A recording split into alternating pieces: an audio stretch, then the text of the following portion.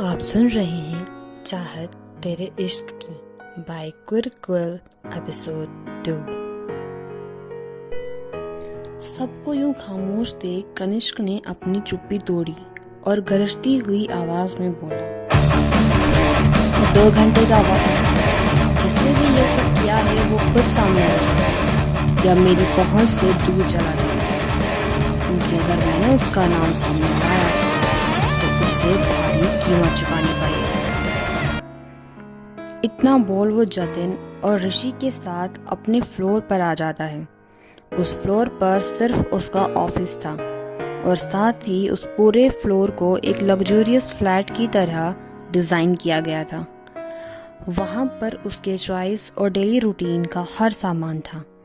हफ्ते के 7 दिनों में 5 से 6 दिन वो यहीं ऑफिस में ही बिता देता, जिसकी वजह से उमा जी उसकी दादी उसकी शादी करवाना चाहती थी ताकि वो घर भी आया जाया करे। कनिष्क को एक फाइल देकर जतिन ऋषि के कैबिन में जाकर उससे पूछता है, सर एक बात पूछूं? ऋषि मुस्कुराते हुए बोला, यही ना कि कल्प्रिट कौन है ये जानते हुए भी कनिष्क ने 2 घंटे का वक्त क्यों दिया? जतिन हाँ में सिर हिला देता है। तो ऋषि आगे बोला, क्योंकि वो चाहता है कि ये बात उस तक पहुंचे जिसने ये सब करवाया है और उसके मन में डर बैठ जाए कि वो कनिष्क से नहीं बच सकता, और साथ ही बाकी एम्प्लॉय भी आगे से अलर्ट रहें। समझे? ये कनिष्क महेश्वरी है, हर खेल को जीतना जानता है। वहीं होटल में याशी, सौम्या और काव्या एक रूम में थे। सौम्या जो अपने ड्रेसेस को एक एक करके याशी और काव्या को दिखा रही थी, बोली, कोई भी ड्रेस मुझे अब अच्छी नहीं लग रही, अब मैं क्या पहनूं? काव्या उस पर लगभग चिल्लाते हुए बोली, खबरदार अब अगर तुमने कुछ बोला तो। और फिर एक ड्रेस उठाते हुए बोली, ये ड्रेस तुमने पूरे 5 घंटे लगाकर चूज की थी और उस चक्कर में मेरी कमर में दर्द हो गया, और अब बोल रही हो तुम्हें पसंद नहीं है? चुपचाप पहनो और शादी करके दफा हो जाओ। सौम्या अपना मुंह बनाते हुए याशी से बोली, याशी दी देखो ना, ये लड़की मुझ पर चिल्ला रही है, इतना भी ख्याल नहीं है कि मैं दुल्हन हूँ। याशी दी को परेशान मत कर, और वैसे भी दुल्हन है, कहीं की राजकुमारी नहीं जो तेरे लिए सोने और डायमंड से जड़ा लहंगा लाऊं। चुपचाप करके पहन ले। उन दोनों की बहस चल ही रही थी कि काव्या की माँ सरोजा सौम्या की माँ शारदा के साथ कमरे में आती है। कमरे की हालत देख वो दोनों काव्या और सौम्या को घूरने लगे। सौम्या की माँ बोली, ये क्या हाल बना रखा है कमरे का? और सौम्या, तुम अभी तक तैयार क्यों नहीं हुई? सगाई होने में अब ज्यादा समय नहीं है। वो माँ, पर उसकी बात खत्म होने से पहले ही शारदा जी बोली, अब कोई बात नहीं सुननी मुझे, जल्दी से तैयार हो जाओ। और काव्या, तुम तो इसकी दोस्त हो ना, फिर क्यों इसका टाइम वेस्ट कर रही हो? काव्या तो ये सुनकर गुब्बारे की तरह फूल गई, पर इससे पहले कि वो फूटता याशी ने उसका हाथ पकड़ लिया। पर सौम्या की माँ अभी भी बोली जा रही थी, तुम सौम्या की मदद करो तैयार होने में, और याशी आज तो तुम्हारी भी सगाई है। हाँ, सौम्या के बाद में है, पर महेश्वरियों के साथ मेल खाने के लिए तुम्हें तैयार होने में वक्त लग जाएगा। अब तो काव्या का सब्र जवाब दे बैठा, पर इससे पहले कि वो कुछ बोलती याशी बोली, जी आंटी आप सही बोल रही हैं, हमें तैयार हो जाना चाहिए। कायू, तुम सौम्या को तैयार करो, मैं भी अपने रूम में तैयार होने जा रही हूँ। काव्या की माँ सरोजा बोली, चलो याशी बेटा, मैं तुम्हें तैयार कर देती हूँ। वहीं होटल के दूसरे हिस्से में रिद्धि उमा जी से जिद करते हुए बोली, दादी प्लीज ना, जाने दो ना भाभी के पास। नहीं, बिल्कुल नहीं, यहाँ बैठकर हमारी मदद करो कि तुम्हारा भाई यहाँ कैसे आए। दादी, इसका जवाब तो सिर्फ भाई ही दे सकते हैं। पर वो तो मुझसे नाराज है ना, तो हम उससे कैसे बोलें? एक काम करो, तुम बात करो।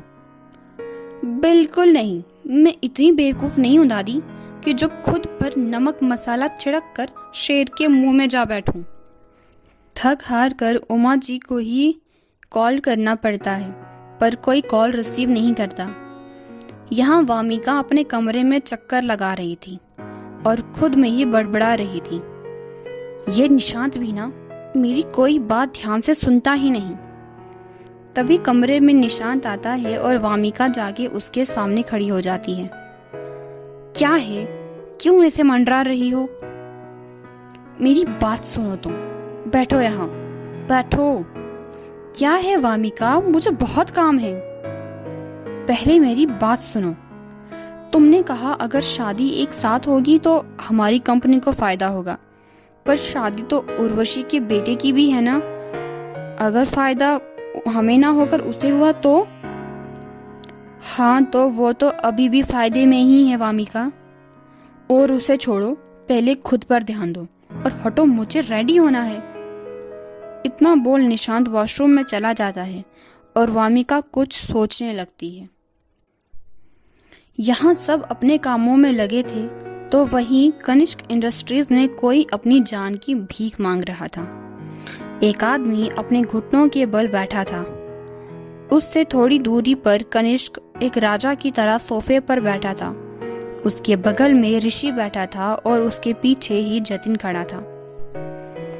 ऋषि बोला, तुम सालों से यहाँ हो, तो ये गद्दारी क्यों? सामने बैठा आदमी बोला, सर अगर बात मेरी होती तो मैं जान दे देता, पर यह काम नहीं करता।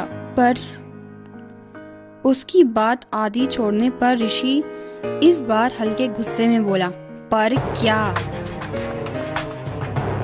पर उन्होंने मेरी बेटी को अगवा कर लिया। वो गिड़गिड़ाते हुए कनिष्क के सामने झुककर रोते हुए बोला, आप चाहे तो मुझे मार दें सर, पर मेरी बेटी को बचा लीजिए। सर वो 2 दिन पहले ही 22 साल की हुई है। वो अपने दोस्तों के साथ गई थी। उसे बचा लीजिए सर, उसे बचा लीजिए। कनिष्क, जो अभी तक बिल्कुल खामोश था, जतिन को एक नज़र देखता है तो वो किसी को कॉल करके बोला, उसे फ़ोन दो।